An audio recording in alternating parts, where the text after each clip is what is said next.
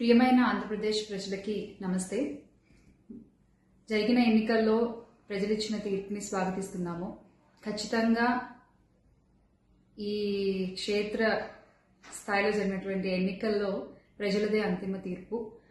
మీ తీర్పుని ఖచ్చితంగా స్వాగతిస్తున్నాం, గౌరవిస్తున్నాను. ముందుగా అఖండ విజయాన్ని మూటగట్టుకున్న కూటమికి ధన్యవాదాలు.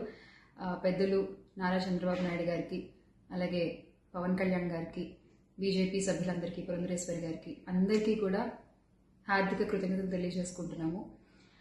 అలాగే వైసీపీ గెలుపు కోసం కష్టపడ్డ ప్రతి కార్యకర్తకి, ప్రతి ఒక్కళ్ళకి, వైసీపీ కుటుంబం మొత్తానికి కూడా పేరు పేరున ధన్యవాదాలు.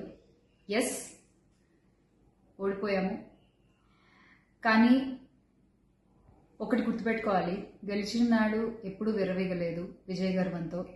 ఓడిపోయిన నాడు ఏనాడు కూడా కుంగిపోలేదు.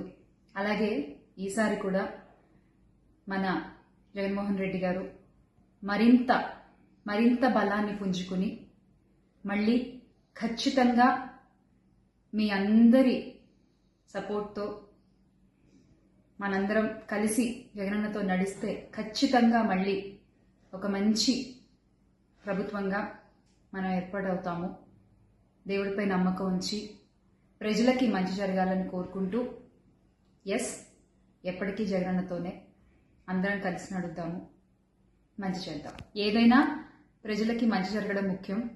ఈ 5 ఏళ్లు కూడా ఆంధ్రప్రదేశ్కి ఎంత మంచి జరగాలో అంత మంచి జరగాలని మనస్ఫూర్తిగా కోరుకుంటున్నాను. జై వైసీపీ, జై జగన్.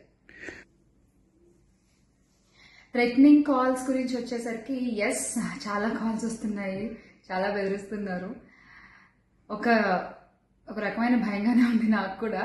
కానీ ఏంటంటే ఒకటే చెప్పాలండి, నేను మీకు ఒకటి నచ్చుతుంది, నాకు ఒకటి నచ్చుతుంది, అలా అని చెప్పి మీకు నచ్చింది నాకు నచ్చిందని చెప్పి మీరు బతకడానికి వీల్లేదు అంటే ఇది చాలా అన్యాయం అన్న, చాలా అన్యాయం. సో ప్లీజ్, దయచేసి ఏది కూడా వ్యక్తిగతంగా తీసుకోవద్దు. నేను వ్యక్తిగతంగా ఎవరిపైన విమర్శలు చేయలేదు, చెయ్యను కూడా. ఎప్పటికీ నాకు చాలా గౌరవం. ఎవరన్నా కూడా వ్యక్తిగత విమర్శలు ఏవి నేను ఎప్పుడు చేయలేదు, చేయను, మళ్ళీ చెప్తున్నాను. సో దయచేసి మీరు కూడా ఏది పర్సనల్గా తీసుకోవద్దు. ఎస్, ఒక పార్టీని గెలిపించేటువంటి ప్రయత్నంలో నేను ఎంత చేయాలో అంతా చేశాను, ఉన్నదే చెప్పాను, లేనిది ఎక్కడా మాట్లాడలేదు. దయచేసి దాన్ని అర్థం చేసుకుంటారని కోరుకుంటున్నాను.